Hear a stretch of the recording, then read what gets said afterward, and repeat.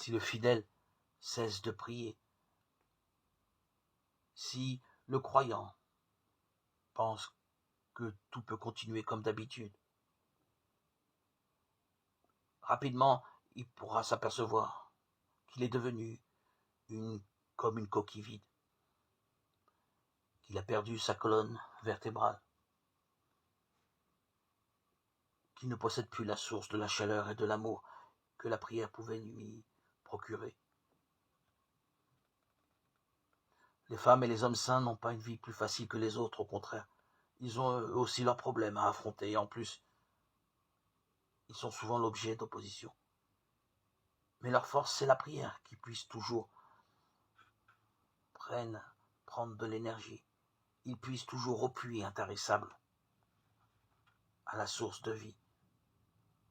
Par la prière, les fidèles alimentent la flamme de leur foi, comme on le faisait avec l'huile des lampes.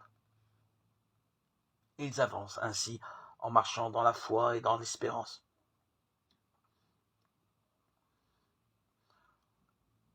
Les saints qui souvent comptent peu aux yeux du monde sont en réalité ceux qui le soutiennent, non pas avec les armes de l'argent et du pouvoir, des moyens de communication et ainsi de suite, mais avec les armes de la prière. Ainsi, nous tous, chrétiens, nous devons être encouragés, nous encourager nous-mêmes, nous encourager les uns les autres pour poursuivre la prière quotidiennement dans nos vies. La prière est notre arme contre le malin. Il est notre bouclier pour triompher des ténèbres et de la mort.